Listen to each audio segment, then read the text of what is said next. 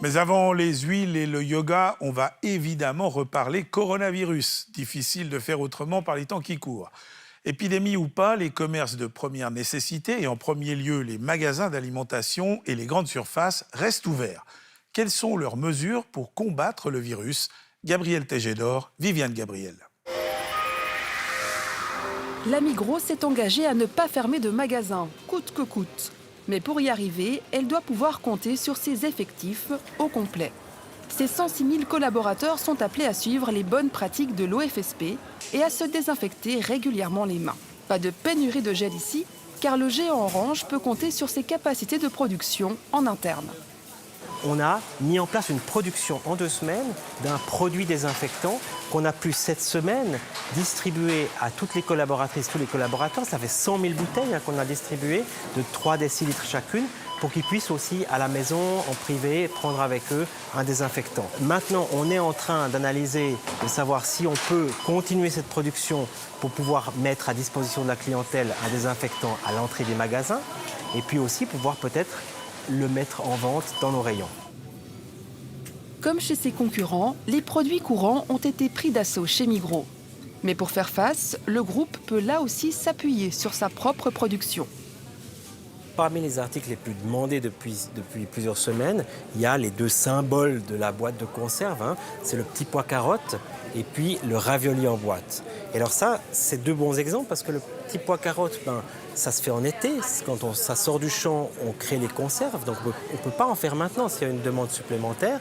Et puis sur les raviolis en boîte, là, on peut en faire toute l'année. Tant qu'il y a du blé, du bœuf, de la tomate, c'est bon.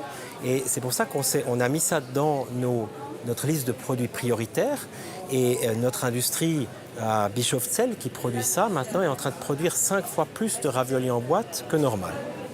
De manière générale, pas de pénurie d'aliments à signaler, qu'ils soient chinois, italiens ou suisses. La saison suisse commence maintenant, donc il va y avoir de plus en plus de produits suisses qui vont arriver sur les rayons au niveau frais. Et puis il faut savoir que le coronavirus n'attaque pas les champs, donc ça pousse normalement, la situation est normale, les denrées circulent, il n'y a pas de pénurie. La Migros se veut rassurante et a aussi intensifié ses nettoyages. Bonsoir Viviane. Bonsoir Malik. On vient de voir ce qu'il en est pour la Migros. Alors, qu'en est-il des autres enseignes? Qu'est-ce qui se passe? Alors le ton, en tout cas, se veut rassurant chez tout le monde. Il y a eu cet appel lancé sur les réseaux sociaux ce week-end, à l'unisson par la Migros, la Coop, Denner, Aldi, Lidl, Manor et d'autres. Pas de Hamsterkäufe. Hamsterkäufe. Yeah. C'est-à-dire pas d'achat de hamster, c'est-à-dire ces réserves qu'on fait un petit peu de manière compulsive, dictée par la panique. Et alors, qu'en est-il des mesures de précaution qui seraient visibles dans les différents commerces? Alors, une nouvelle mesure a fait son apparition dans certaines Migros, à la Coop et chez Manor. Ce sont des marques au sol, près des caisses, pour rendre attentifs les clients à la distance à maintenir entre eux. Il y a également des messages qui sont donnés par haut-parleur. Il y a aussi des gants chez Globus pour les employés qui sont en contact avec les aliments. Globus qui renonce aussi à ces dégustations. Des gants sont aussi normalement porté chez Manor pour les collaborateurs qui assurent la vente en vrac. Du gel désinfectant à disposition du personnel, ça c'est dans tous les magasins. Et puis pour les clients, à la Coop, chez Manor et en cours d'installation à la Migros. Plusieurs enseignes, Coop, Migros, Aldi et Alligro nous indiquent avoir intensifié le nettoyage. Par exemple, des caisses automatiques et des paniers à la Coop, les paniers, les chariots et les pinces à pain chez Aldi, les poignées de porte chez Alligro. Voilà pour ce tour de mesures qui n'est pas exhaustif et surtout très évolutif. Oui. Tous les magasins nous signalent suivre scrupuleusement les recommandations de l'OFSP et ils les indiquent aussi, elles sont parfois affichées dans leur succursale. Effectivement, comme vous dites, c'est très évolutif et ça peut encore changer. Merci pour ces explications, Viviane. Bonne soirée. Merci, vous aussi. Et puis maintenant, on va parler d'huiles essentielles. Thym, eucalyptus, lavande ou sauge. On les trouve en pharmacie, dans les drogueries ou encore en grande surface ou sur Internet. Pas de problème, dites-vous, les huiles essentielles. On connaît, c'est pas bien sorcier. En fait, on croit connaître et c'est là le problème. Mal utilisées, certaines huiles peuvent s'avérer dangereuses. Bienvenue dans le monde de l'aromathérapie, un monde où tout commence avec des fleurs.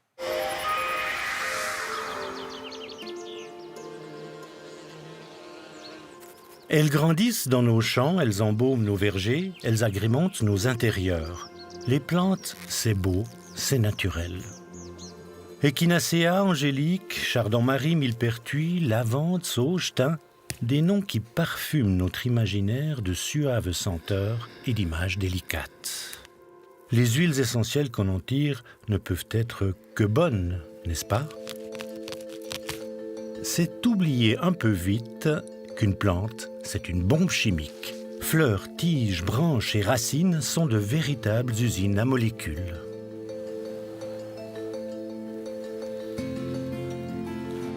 Des molécules qui intéressent au plus haut point le Centre de recherche translationnelle en oncohématologie de l'Université de Genève. Ici, sous la conduite de la professeure Muriel Coindet, on reçoit des prélèvements de plantes du monde entier.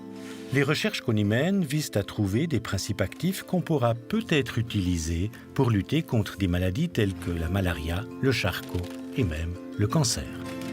Dans mon groupe de recherche, on est intéressé par l'activité biologique de produits naturels, donc de composés qu'on isole principalement de plantes. Une quantité importante de médicaments sont faits à partir de produits naturels. Des agents de chimiothérapie, comme le Taxol, sont isolés de l'IF, qui est un agent de chimiothérapie donc pour traiter le cancer. Ce qu'il faut savoir, c'est que dans une plante, il y a des milliers de composés. Ça peut surprendre, parce qu'on pourrait penser une dizaine, une vingtaine. Non, des milliers de composés, parfois jusqu'à 10 000 composés.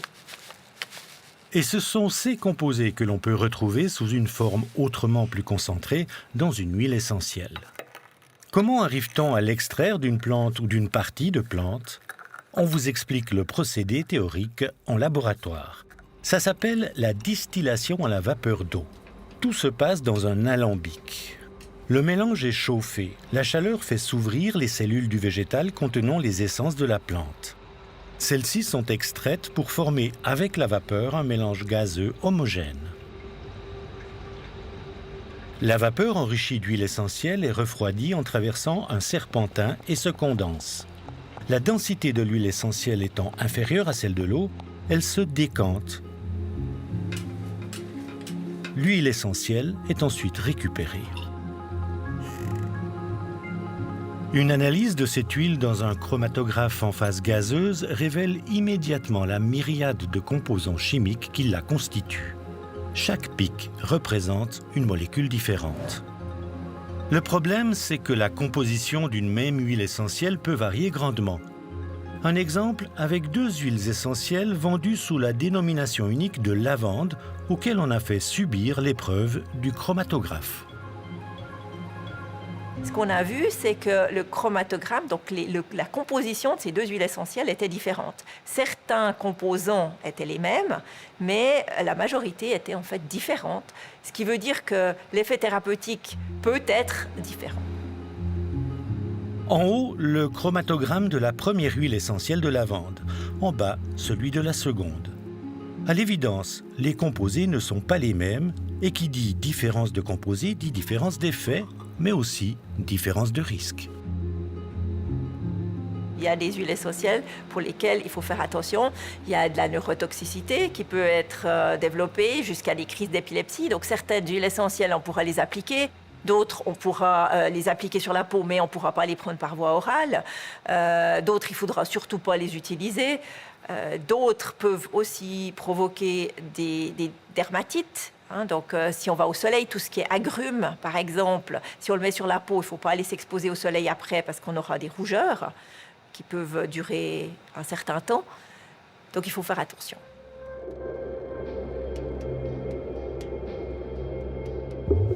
Ainsi, chère madame, on ne met jamais une telle quantité d'huiles essentielles pures dans un bain.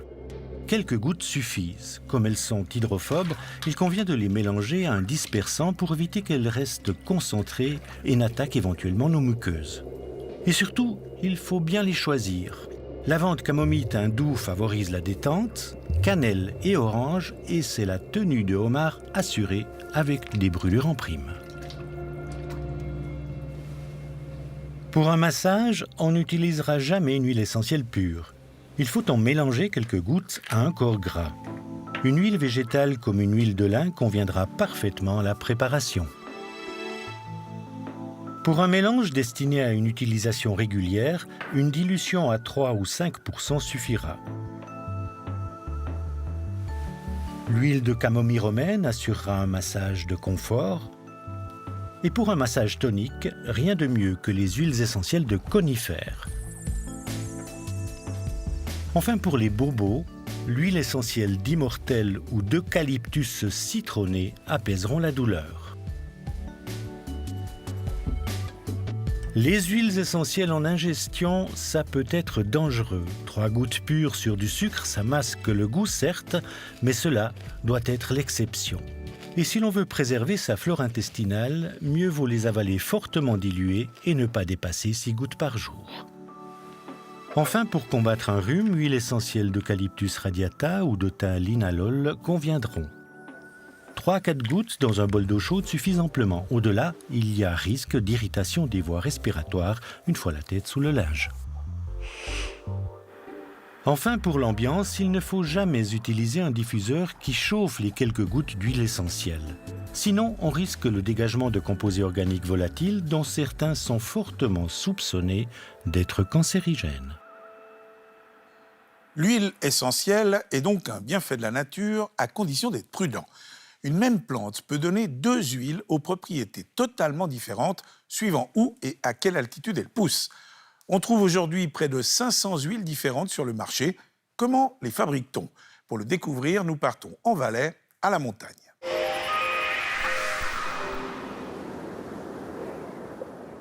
Icogne, dans la vallée de la Lienne, un village perché à un peu plus de 1000 mètres d'altitude.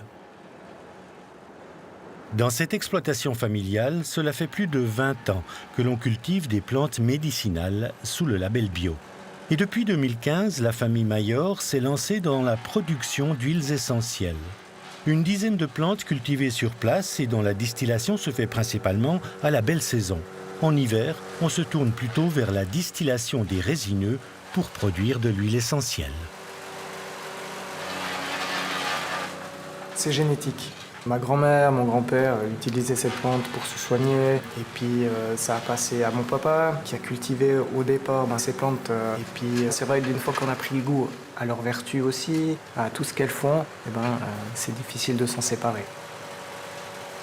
Ce qui est assez génial, c'est que nous on a tout le suivi de la plante jusqu'à l'huile essentielle. Pour moi, c'est une expérience qui est assez magique.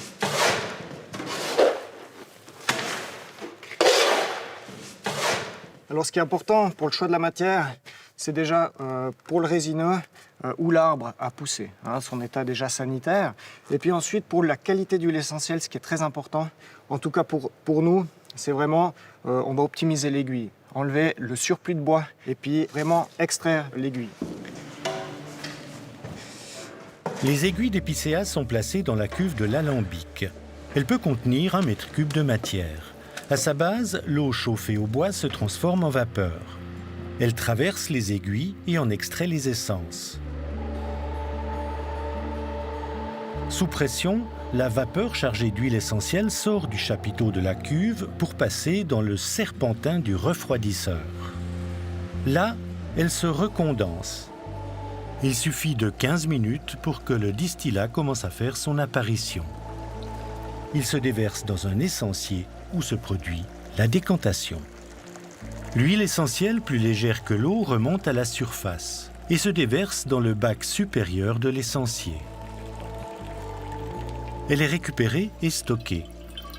La précieuse huile ne sera mise en bouteille qu'après plusieurs mois de repos. Au total, la distillation d'1 mètre cube d'aiguille d'épicéa aura permis de produire 50 centilitres d'huile essentielle. Quant à l'eau issue de l'essencier et qui contient encore des traces des essences des aiguilles d'épicéa, l'hydrolat, elle sera aussi récupérée pour être commercialisée. L'hydrolat, c'est une approche beaucoup plus douce que l'huile essentielle. L'avantage, c'est qu'on a très peu de contre-indications et l'utilisation est aussi beaucoup plus simple. On peut les utiliser aussi en cuisine, on peut les utiliser dans les cosmétiques, donc c'est très vaste. En cuisine, ils peuvent parfumer les desserts ou relever le rôti, paraît-il. Certains hydrolats peuvent aussi servir de cure préventive pour les animaux ou même les hommes. Enfin, en pulvérisation, d'autres ont la réputation de combattre efficacement les maladies fongiques des plantes. À Icogne, les huiles essentielles produites sur place sont contrôlées en laboratoire avant d'être mises en vente directe dans la ferme familiale. Ici à la distillerie, on a une aromathérapeute, on a une naturopathe aussi. On travaille avec des professionnels qui permettent de discuter avec le client. Chez nous en tout cas, on leur propose en tout cas un conseil.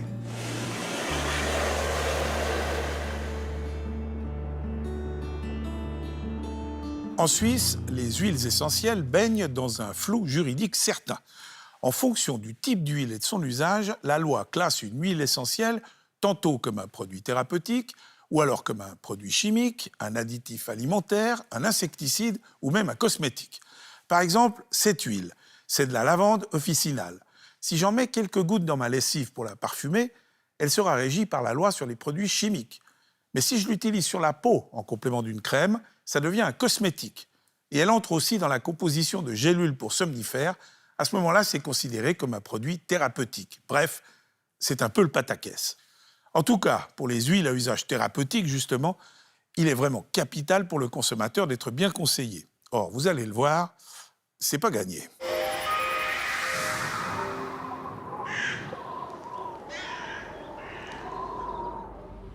Bien à l'abri de la neige et des frimas de l'hiver, ici, dans le laboratoire de Aromasan, Natacha Gentile analyse des huiles essentielles en provenance du monde entier. La responsable qualité de l'entreprise vaudoise vérifie notamment que la teneur des différentes substances actives des huiles destinées à être revendues est bien dans la fourchette prévue par la pharmacopée européenne. L'entreprise de Cugy est un des principaux acteurs du marché des huiles essentielles en Suisse romande. Là, je suis en train de lancer une analyse de citronnelle nardus. Ça, c'est en fait une vérification pour s'assurer que le lot qu'on va commander, ou qu'on veut commander de cette huile essentielle, elle est conforme à nos attentes. Il y a des critères organoleptiques et puis il y a des critères qui sont chimiques, donc en fait les composés chimiques, et c'est ça qu'on va regarder ici. On peut voir s'il y a des ajouts, on peut voir s'il y a des composés qu'on ne s'attend pas à voir. On pourrait par exemple voir l'adjonction de solvants, ouais. Toute huile essentielle qui ne répond pas à ces critères est écartée. Celles qui passent le test de chromatographie sont mises en bouteille dans l'entreprise. L'opération se déroule en salle blanche, histoire d'éviter toute contamination du produit final. Aromasan produit entre 3 et 4 000 litres par an d'huiles essentielles. L'entreprise est certifiée pour ses bonnes pratiques de fabrication. Aucune des petites bouteilles qui sortent de cette salle blanche ne comporte d'allégations thérapeutiques ni de conseils d'utilisation. S'il y en avait, ces huiles essentielles seraient considérées comme des médicaments. Dès le moment où on pose une allégation thérapeutique, on tombe dans la loi thérapeutique des produits de Swissmedic. Et à ce moment-là, en fait, on doit enregistrer le produit. Pour enregistrer le produit, il faut faire des études cliniques qui sont longues, qui sont coûteuses et qui sont difficiles à faire valider pour un produit naturel parce que un produit qui a 200 composés dedans, qui varie avec le lieu géographique, ça va être plus difficile de montrer déjà la constance du produit et puis de savoir quelle molécule agit sur quoi. Les huiles essentielles confectionnées ici sont donc vendues en qualité de simples produits chimiques avec les logos d'avertissement correspondants. Elles ne sont pas vendues à n'importe qui. On ne vend pas à des supermarchés. Et on ne le vend pas à n'importe qui, on ne le vend que à des professionnels de la santé. Donc nous, on fournit les produits en tant que produits chimiques et les pharmacies, drogueries, eux, ont la possibilité de le fournir en tant que produit thérapeutique. Mais c'est le même produit. C'est le même produit. Les pharmaciens et les droguistes, ils ont ces connaissances, ces compétences de pouvoir donner une information thérapeutique. Donc ils peuvent donner un dosage, ils peuvent connaître les interactions qu'il y a avec des médicaments, entre des molécules. S'ils n'ont pas les connaissances, ils sont chargés d'aller chercher l'information dans la littérature ou alors de se former. En clair, les huiles essentielles d'Aromasan ne peuvent être considérées comme des médicaments. En revanche, les pharmaciens ou droguistes qui les vendent peuvent faire valoir leurs vertus thérapeutiques. Encore faut-il qu'ils les connaissent. Alors, on va voir aujourd'hui, lors de ce cours, un mélange qui va s'appeler mélange mobilité et souplesse. C'est que la formation est bien maigre dans le cursus d'un pharmacien ou d'un droguiste. Une dizaine d'heures à peine sont consacrées aux huiles essentielles. Beaucoup se tournent donc vers les filières complémentaires comme ici, à l'école romande d'aromathérapie, où 150 heures de formation et un examen sont nécessaires pour obtenir un certificat. Sa directrice, Michèle Clément-Pralon, médecin FMH et ancienne anesthésiste, s'alarme du peu de formation dispensée aux professionnels appelés à vendre des huiles essentielles. C'est des produits qui peuvent être toxiques. Alors, soit, on prend le risque de dire, ben voilà, c'est comme je roule avec ma voiture avec des pneus lisses entre Lausanne et Genève. Probablement que 9 fois sur 10, il m'arrivera rien, un jour j'aurai une catastrophe. Mais je pense que c'est là, de ce côté-là qu'on se dirige, de dire un jour on aura une catastrophe en aromathérapie et tout d'un coup les huiles essentielles seront interdites chez tout le monde.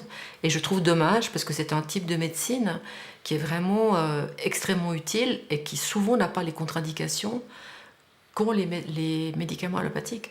Je ne dénigre pas du tout le côté allopathique, je pense qu'on a besoin de la médecine allopathique, les deux sont complémentaires. Et j'aime bien l'adage qui dit « prenons le meilleur des deux ». À propos, quel est l'état des connaissances de ceux qui vendent des huiles essentielles dans leur officine ou magasin? Nous avons voulu le tester à travers une enquête de terrain. Nos recherchistes ont parcouru la Suisse romande. Elles ont visité au total 19 pharmacies, drogueries ou magasins, en demandant d'une part une huile essentielle de thym et d'autre part une huile essentielle de sauge. Dans le premier cas, nos recherchistes ont demandé de l'huile essentielle de thym pour soigner un enfant de 4 ans, souvent malade, sans préciser la nature du thym souhaité. Il y a grosso modo environ 6 thym différents, suivant l'altitude où ils poussent. La même plante, suivant l'altitude, elle va faire des choses complètement différentes parce qu'elle s'adapte en général à l'environnement. Le premier thym qui est le plus dangereux, c'est le thymtimol. Le thymtimol, il est dermocaustique, il est toxique pour le foie et pour certains, il est aussi utérotonique, donc il favoriserait un accouchement prématuré. Donc on voit bien qu'il y a des limites d'emploi. Il y a d'autres thym qui sont totalement inoffensifs et super efficaces comme anti-infectieux, le thymlinalol. Le thymlinalol, c'est le thym avec un L majuscule qu'on donne en pédiatrie pour les enfants qui ont des problèmes infectieux, type au niveau tout ce qui est problèmes respiratoires, problèmes hivernaux, qui n'a aucune contre-indication. Dans le second cas, nos recherchistes ont demandé une huile essentielle de sauge destinée à réguler les menstruations. Ici aussi, sans préciser de quelle sorte de sauge il s'agissait. Grosso modo, en Suisse, on peut trouver 2 sauges différentes. La sauge officinale, c'est la sauge de votre jardin, qui est en fait, l'huile essentielle est ultra toxique, et neurotoxique et abortive. Et en fait, si vous en prenez en trop grande quantité, ce qui va arriver, c'est que vous allez potentiellement le risque d'avoir des convulsions, jusqu'au coma, donc de dire c'est une huile qui est dangereuse. Et il y a une autre sauge qui s'appelle la sauge sclarée, qui elle n'a aucune contre-indication. Les deux, l'indication thérapeutique, elle est relativement identique, puisque c'est 2 huiles essentielles qui ont une activité hormonale, en ayant un peu la même action que les œstrogènes. Donc, si je vous demande une huile essentielle de sauge, vous devez me proposer la sauge sclarée, clairement. Les conseils qu'ont reçus nos recherchistes de la part du personnel de vente ont parfois été surprenants. Du thym pour votre enfant de 4 ans? De toute façon, les huiles essentielles, il faut éviter jusqu'à 12 ans. Ah, normalement c'est à partir de 6 ans. Il y a 2 sortes de thym, je ne sais pas lequel. Je ne suis pas formée là-dessus, mais gardez le ticket, on vous remboursera sans problème. Alors une goutte sur la langue, mais pas trop souvent. Il a 4 ans et ce sont quand même des huiles essentielles. Il faut faire attention. La sauge officinale? Non, il n'y a aucune contre-indication. Ah, pour la posologie, je vous avoue que je ne sais pas vraiment. De la sauge officinale? Vous ne voulez pas commencer avec quelque chose de plus soft, à base de plantes? Ce qui m'a frappé quand même dans les résultats, c'est qu'il y a quand même 2-3 pharmacies qui sortent du lot où les conseils sont bons. Il y a des pharmacies qui connaissent clairement strictement rien du tout. Honnêtement, je ne comprends pas comment on peut vendre un produit qu'on ne connaît pas. Et puis, il y a quelques pharmacies qui sont un petit peu entre deux eaux, qui étaient peut-être bien pour le thym linalol, mais qui n'étaient pas bons pour la sauge. Donc, c'est des pharmacies qui connaissent un peu, mais pas trop, on va dire. Hervé Truand, bonsoir. Bonsoir. Vous représentez ici l'association romande des droguistes. Je précise que nous aurions aussi dû avoir une représentante de PharmaSuisse, donc l'association des pharmaciens. Malheureusement, 2 des employés de cette dame dans sa pharmacie à Berne sont actuellement en quarantaine, donc elle n'a pas pu venir nous rejoindre sur le plateau. Elle doit rester dans sa pharmacie. Mais l'association nous a quand même envoyé quelques réponses par écrit. Hervé Truand, avant de parler huiles essentielles, une question que je ne peux pas m'empêcher de vous poser. C'est facile d'être droguiste par les temps qui courent? Aussi facile que d'être pharmacien, on va dire ça comme ça. Non, c'est vrai que la situation est un peu compliquée pour tous les personnes du domaine médical ou paramédical. C'est logique qu'on a quelque chose qu'on ne connaît pas, qu'on n'a jamais vécu, enfin que les générations qu'on a maintenant n'ont jamais vécu. Vous êtes à Montreux, vous, hein? Oui, exact. Des gants, du gel, des masques, vous avez ce qu'il faut? Alors, les gants, ça devient critique. Les masques, c'est denrée rare. Et puis, en étant droguiste, l'OFSP a donné l'autorisation de fabriquer des gels hydroalcooliques, ce que je fais. D'accord.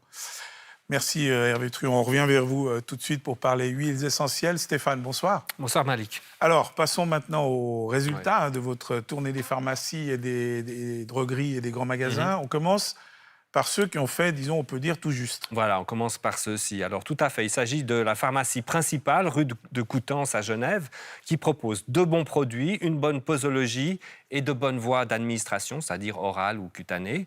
Et puis, la pharmacie des banques, aussi à Genève, qui propose des produits alternatifs, tout à fait adaptés selon nos experts. Ensuite, on a des commerces qui proposent des bons produits avec des bons conseils, mais avec quelques bémols sur la posologie ou l'utilisation, que ce soit pour la sauge sclarée ou le thym à linalol. Exact. On trouve dans ce groupe la pharmacie du docteur Amarca à Fribourg, à Sion la droguerie de Valère, ainsi que la pharmacie des Machou, à Neuchâtel la pharmacie Plus et la pharmacie Cop Vitality, à Bienne la pharmacie Ilfiguer et à Delémont la pharmacie Sunstore au Migros Center et la droguerie Morgenthaler. Alors, on parle de petits bémols. C'est quoi les petits problèmes qui peuvent se poser? Alors, le plus souvent, c'est plutôt un sous-dosage. C'est mieux qu'un surdosage pour ces produits. Oui. Il faut savoir que les huiles essentielles sont très concentrées, hein. On a vite une grande différence si on prend 1, 2 ou 3 gouttes. D'accord. Ensuite, on a 4 pharmacies qui sont réticentes à vendre du thym à linalol à un enfant de 4 ans sous forme d'huile essentielle. Qui proposent des alternatives ou alors d'aller voir dans une pharmacie spécialisée. Exact. Et là, on trouve la pharmacie Sunstore à Fribourg, la pharmacie Benu à Sion, la pharmacie Populaire à Genève et Amavita à Bienne. Alors, précisons que pour nos experts, cette réticence est regrettable parce que nos experts considèrent que le thym à linalol est tout à fait efficace pour traiter les états infectieux chez les enfants dès 4 ans. Bon, comme je vous le disais tout à l'heure, nous avons contacté PharmaSuisse qui nous a répondu par écrit que généralement, elle reconnaît qu'il y a un problème de connaissance et de formation pour les pharmaciens parce que la demande du public est croissante pour tout ce qui est médecine naturelle et huile essentielle. Donc, la formation de base, dit PharmaSuisse, est insuffisante pour ce qui est des huiles essentielles. Elle encourage les pharmaciens à suivre une formation. Et aussi, elle encourage les pharmaciens à combattre cette fausse idée qu'on a dans le public que la médecine naturelle est une médecine sans danger. Est-ce que ces problèmes de formation, Hervé Truand, vous les avez aussi, vous, en tant que droguiste? Alors, ils existent. On a une base de formation en aromathérapie qui est donnée dans le cadre de l'apprentissage, qui correspond environ à une 30aine d'heures interdisciplinaires entre le côté chimie, le côté pharmacologie, les plantes en elles-mêmes. Mais vu, disons, le fait qu'il y a plus de 500 huiles essentielles, une 30aine d'heures, c'est peu pour tous les mettre dans la tête. Tout à fait. Je suis entièrement d'accord avec vous. Alors Stéphane, on continue dans notre tournée. On a maintenant des établissements qui proposent de la sauge officinale plutôt que de la sauge sclarée. Ça, c'est un petit problème quand même. Hein. Non, mais c'est pas faux en fait. Le seul problème, c'est que la sauge officinale est un produit potentiellement toxique qui nécessite des mises en garde très précises avant utilisation. Donc, chez Nature et Découverte à Lausanne, il faut aller à la pêche aux informations. Aucune mise en garde pour la sauge officinale qui est en vente libre. Du côté de Manor, aussi en libre service, on trouve le thym à thymol et à linalol en libre service. et interpeller la vendeuse sur place, dit ne rien y connaître et puis qu'on nous remboursera le cas échéant. Est-ce que ces enseignes ont réagi? Alors, Nature et Découverte a réagi en disant que le magasin ne recommande l'utilisation des huiles essentielles qu'en diffusion. Manifestement, la vendeuse a fait du zèle ce jour-là. Bon, c'est quand même des commerçants libre service, hein. Oui, Alors souvent tout à fait, c'est ouais. moins cher. Bien sûr. Évidemment, le consommateur doit un peu se débrouiller lui-même. Bah oui, quand on achète un aspirateur, on attend à ce qu'on ait des conseils judicieux. Quand on achète de l'huile essentielle, on s'attend à ce que le vendeur connaisse son produit, autrement, il ne faut pas le vendre. Et puis alors, Stéphane, il reste quelques établissements où là, il y a quand même du souci. Alors oui, on a la pharmacie Génie à Lausanne qui remet de la sauge officinale sans faire les mises en garde essentielles, tout en indiquant que c'est très fort. Et puis pour le thym, par contre, elle fait une bonne proposition de suppositoire selon nos experts. La droguerie du boulevard à Lausanne fait de bonnes mises en garde, mais donne des infos contradictoires pour la posologie. 2 gouttes 3 fois par jour, maximum 10 gouttes par jour pour le même produit, il faut choisir. Et on nous indique qu'il faut diluer dans de l'eau cette huile essentielle, ce qui est faux. En revanche, elle refuse de vendre du thym à linalol pour notre enfant, ce qui est un choix propre à cette droguerie. Finalement, on a la droguerie Schneider qui nous vend 2 huiles essentielles étiquetées thym et sauge. Alors, après avoir demandé des précisions, la sauge s'avère être officinale, donc on devrait avoir des mises en garde avant l'utilisation de ce produit, de même que le thym à thymol est toxique administré par voie orale pour un enfant et n'aurait pas dû être prescrit dans ce cas-là. D'accord. Alors, monsieur Truand, franchement, ça fait un petit peu peur, non? Il y a quand même des pharmaciens, mais aussi des droguistes, où les conseils qui sont prodigués sont vraiment en manque de précision. Ça peut même être un peu dangereux. Je le reconnais tout à fait. Après, je ne peux pas forcer de mes collègues ou des pharmaciens à suivre des formations.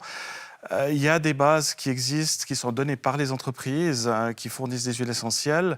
On peut se documenter. Internet est de loin pas la référence dans ces cas-là. C'est pas toujours à 100%. C'est assez aléatoire. J'ai des choses assez bizarres régulièrement à la droguerie d'ailleurs. Mais c'est vrai qu'il y a les bases d'apprentissage. Après, il faut voir les personnes si elles ont suivi des formations par la suite ou autres. Ça, je ne peux pas juger, ne sachant pas les formations qu'elles ont, mais au minimum, peut-être se renseigner plus loin si elles ne sont pas sûres de ce qu'elles veulent conseiller. En tout cas, il y a pas mal de travail de formation, hein, et chez les pharmaciens, et chez les droguistes, et dans les grands magasins. Monsieur Truand, en tout cas, merci d'être venu sur ce plateau, et je vous souhaite une bonne soirée. Stéphane, merci beaucoup. Bonne soirée. Et donc, même si les vertus thérapeutiques de nombreuses huiles essentielles sont aujourd'hui reconnues, l'aromathérapie n'est pas toujours en odeur de sainteté chez les professionnels de la santé. Une situation qui est peut-être lentement en train de changer, car timidement, les huiles essentielles commencent à être utilisées dans nos hôpitaux. Regardez. Le centre hospitalier universitaire vaudois. Dans ce mastodonte de la médecine conventionnelle, les senteurs délicates des huiles essentielles commencent timidement à flotter dans certains départements. Nous sommes dans le service des maladies infectieuses. Ici, on soigne des patients dont les défenses immunitaires sont terriblement affaiblies. Valérie Thiebaud y travaille en qualité d'infirmière formatrice. Bonjour Corinne. Bonjour. Comment ça va ce matin? Ça va, c'est un peu plus compliqué là aujourd'hui. Ouais, les nausées là, ça... On m'avait dit que ça serait compliqué après, mais je sens que, effectivement, c'est... Il y a les nausées qui arrivent. Ouais. On avait parlé de l'aromathérapie à votre entrée, vous vous souvenez? Ouais. Donc là, si vous n'êtes pas dégoûté par les odeurs, on pourrait... Non, ça, je pense que en tout cas, les odeurs, ça va bien. Je peux vous proposer soit un stick que vous pouvez respirer, soit une compresse avec 1 ou 2 huiles essentielles. Les quelques gouttes que Valérie dépose sur une compresse n'ont pas une vocation thérapeutique à proprement parler. Il s'agit avant tout d'aider les patients à supporter les symptômes de leur maladie. Il y a vraiment une idée de confort, une idée de pouvoir accompagner le patient avec un autre outil que, entre guillemets, juste des médicaments. Il y a beaucoup de chimiothérapie en continu, beaucoup d'antiémétiques, beaucoup d'effets secondaires. Et là, c'est autre chose. C'est d'autres portes d'entrée, c'est une autre approche, tout simplement, où le patient est acteur et nous, on propose un autre soin. On ne va pas être dans le thérapeutique, mais on est dans une approche complémentaire. Les préparations sont faites sur place. Toutes les huiles essentielles utilisées sont des huiles certifiées et contrôlées en laboratoire. Le personnel infirmier est formé à l'aromathérapie et est capable de réaliser des mélanges spécialement destinés à soulager les symptômes particuliers comme la nausée, les céphalées, le stress, l'insomnie, voire l'angoisse. Je vous ai amené différentes choses que vous allez pouvoir tester. Donc ça, c'est quelque chose que vous connaissez déjà. Oui, ça fait... J'avais jamais essayé comme ça, mais c'est bien. Vous voulez peut-être essayer le citron? Ouais, j'aime bien. Ah, je préfère. Et puis ce que je peux vous proposer aussi, c'est des sticks où il y a en fait un mélange d'huile essentielle à l'intérieur. Vous dévissez, vous respirez, à nouveau pas mettre dans le nez, c'est vraiment pour respirer. Chaque mélange a un nom bien particulier et on n'a pas manqué d'humour lorsqu'il a fallu baptiser les fameux bâtonnets olfactifs. Il y a le symptôme qui va par exemple être la fatigue, l'asthénie, et le nom sera par exemple coup de boost. C'est aussi pour donner un message positif à travers la gestion du symptôme. On peut imaginer que c'est une approche qui a... Il y a un prisme avec voilà, la vision positive, la gestion des symptômes par le patient, une autre porte d'entrée pour le soin, et au final, c'est que le patient soit mieux. Peut-être qu'il y aura du soleil sur le visage ou une brise.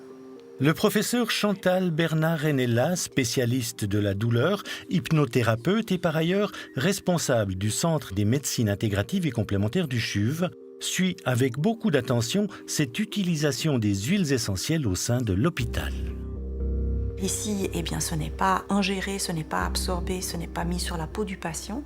C'est quelque chose qui est inhalé. Et puis, les huiles essentielles qui ont été choisies avec une sélection précautionneuse, on va dire, pour être sûr qu'on soit du côté sécuritaire. Qu'est-ce que ça veut dire être sécuritaire? C'est est-ce qu'il y a un risque pour ce patient donné? Et les risques, ils peuvent être très simples à détecter, par exemple du point de vue du patient. Est-ce qu'il est asthmatique? Il ne faudrait pas lui faire respirer, inhaler des choses. Est-ce qu'il a des allergies? Ça, c'est du côté très simple. Ensuite, c'est la question de la substance. Et la substance, finalement, des huiles essentielles, c'est très très compliqué parce que certaines de ces huiles essentielles contiennent des centaines de molécules. Et ces molécules, on ne les a pas toutes testées. Donc, on ne sait pas comment elles vont interagir avec le traitement que le patient prend déjà. Quand on parle d'interaction, on parle du fait que certaines substances entre elles vont soit s'annuler, soit augmenter le potentiel de l'une ou de l'autre. Et donc, on est à très grand risque d'interaction. Et c'est là qu'il faut être prudent à ne pas amener des nouvelles molécules qui pourraient soit casser les efforts qu'on fait déjà, ou bien tout d'un coup faire trop d'effets. Donc quelque part, c'est une mine d'or, il y a effectivement énormément de potentiel, mais qui dit potentiel actif d'un médicament, dit aussi risque. C'est pour cela que, pour l'instant, au CHUV, on limite l'utilisation des huiles essentielles à des traitements d'accompagnement et de confort.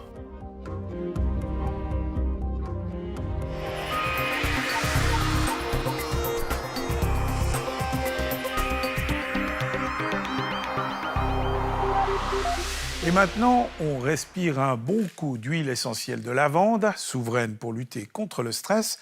On reste zen et on parle de yoga. En Suisse, cette pratique millénaire attire des centaines de milliers d'adeptes. C'est aussi un juteux marché pour ceux qui vendent l'accessoire incontournable de tout yogi qui se respecte, le tapis. Encore faut-il savoir ce qu'il vaut et de quoi il est fait. Nos collègues alémaniques de Kassensturz se sont posé ces questions et ils ont donc testé les tapis.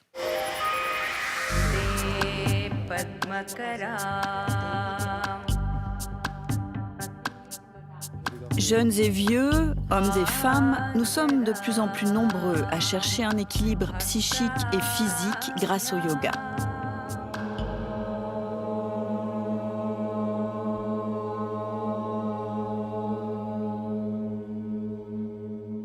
Ce qui me fascine dans le yoga, c'est vraiment d'avoir un moment à moi, dans la vie de tous les jours. En bougeant mon corps, en respirant en conscience, je ramène le calme en moi. C'est mon point d'ancrage qui m'aide à rassembler mon énergie pour la transmettre aux autres. Le tapis, c'est l'accessoire essentiel à la pratique du yoga.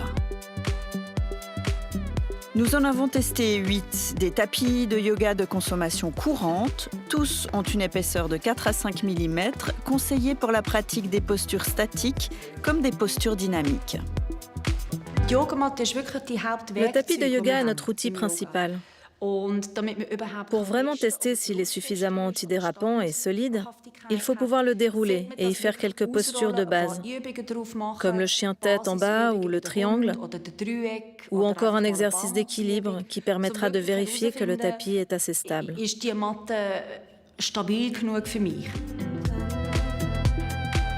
Rien de plus facile, nous avons réuni 8 enseignants de yoga et yogis expérimentés dans un studio zurichois pour un test à l'aveugle. Les yeux bandés, chaque yogi est successivement conduit vers le tapis par un membre de notre équipe, dans des ordres à chaque fois différents. 8 yogis, 8 tapis, 8 évaluations. Je crois que quand on se tient sur un tapis de yoga, le plus important, c'est de l'oublier complètement. J'aime beaucoup les couleurs, mais on ne les voyait pas. L'aspect extérieur ne joue en effet aucun rôle dans notre évaluation, mais plusieurs autres critères sont retenus. L'adhérence, l'amorti du tapis, la stabilité qu'il apporte au yogi et son odeur. Je suis très étonnée par les odeurs. Certaines étaient vraiment irritantes. Le plus étonnant pour moi, c'est de constater à quel point le comportement d'un tapis peut être spécifique. Dans certains cas, on a vraiment l'impression de s'enfoncer dans le tapis comme dans un trou, ce que j'ai vraiment trouvé très désagréable. Principal critère de notre test, l'adhérence sur le tapis qu'on appelle aussi le grip. C'est ce qui fait qu'on peut exécuter correctement la posture sans glisser. Le grip, c'est important. C'est ce qui fait qu'on tient la posture sans devoir y penser. Il y a bien d'autres choses auxquelles on doit penser ou sur lesquelles on aimerait se concentrer. Pour pratiquer sainement le yoga, encore faut-il le faire sur un tapis qui ne contienne aucune substance toxique. Nous avons confié les analyses de nos tapis au laboratoire spécialisé SLG à Hartmannsdorf, en Allemagne. Nous avavons recherché la présence de métaux lourds comme le plomb et le cadmium, de composés organostaniques et de N-nitrosamine. Nous avons également vérifié si les tapis contenaient des plastifiants nocifs pour la santé. Dans un premier temps, Carsten Vogt pèse les échantillons broyés sur une balance de précision. Il pourra ainsi déduire la proportion de polluants contenus dans la matière des tapis de notre test. Après quoi, il dissout les échantillons dans un acide et les chauffe à 201 degrés dans un four à micro-ondes. Les échantillons de tapis de yoga ainsi dissous sont prêts à être analysés par différentes machines. Sur les 8 tapis analysés, 6 sont irréprochables, mais 2 tapis contiennent des substances préoccupantes. Dans ces 2 tapis, nous avons trouvé des N-nitrosamines et des substances nitrosables. Elles peuvent s'évaporer et être inhalées ou encore absorbées par la peau. Dans les 2 cas, les limites de la norme Eucotex sont dépassées. Dans ce premier tapis, on trouve environ 6 fois la norme, dans le deuxième, à peu près 2 fois la norme. Je n'aimerais vraiment pas exécuter des postures de yoga sur ces tapis-là. Fait étonnant, les 2 tapis sont constitués à 100% de caoutchouc, une matière entièrement naturelle. On utilise des accélérateurs de vulcanisation pour rendre le caoutchouc naturel élastique. Ces substances peuvent créer les N-nitrosamines que nous avons trouvées. Suite à ces résultats, les tapis Manduka et Hello Sun ont été désignés comme mauvais. Les 6 autres tapis présentent au plus quelques traces de ces substances toxiques. Lors du test pratique, les yogis les ont classés en attribuant une note pour chacun des critères. Le tapis de Schildkröt n'a pas convaincu en raison d'un mauvais amorti, d'un manque de stabilité et surtout d'un mauvais grip. C'est le moins cher de notre test. 2 tapis de fabrication suisse des marques Erex et Beyond Yoga sont juste suffisants. Tous deux sont glissants quand on a les mains humides. Sur le podium de notre test, 3 tapis sont jugés bons. Perform de chez Sportix, Power Zone de Oxner Sport, au prix de 39,90, c'est le meilleur rapport qualité-prix de notre choix. Et enfin, le plus convaincant pour notre jury, Jade Harmony Professional à presque 100 francs. C'est aussi le plus cher de notre test. Il a un bon grip. Il est un peu rugueux. On peut aussi s'y enfoncer légèrement. La sensation est bonne. Il est bien pour les postures debout et assez souple. Maintenir le corps en mouvement, calmer l'esprit. Pour y parvenir, l'essentiel, c'est d'avoir un bon tapis de yoga. Et puis, souvenez-vous, le 25 février dernier, on vous parlait d'un habitant d'Orbe, M. Michel Motta, qui a installé des panneaux photovoltaïques sur le toit de sa maison et qui n'a pas pu toucher la subvention communale à laquelle il avait droit, tout simplement parce que l'entreprise qui a installé les fameux panneaux avait oublié de la demander à la commune. L'entreprise s'était engagée à rembourser M. Motta. Alors bon, il a dû insister assez lourdement, engager des poursuites, menacer d'aller plus loin. Mais il y a quelques jours, bonne nouvelle, l'entreprise a fini par verser à M. Motta les 4 080 francs correspondant à la fameuse subvention communale, plus les intérêts et les frais de poursuite. Voilà donc au moins une affaire qui finit bien.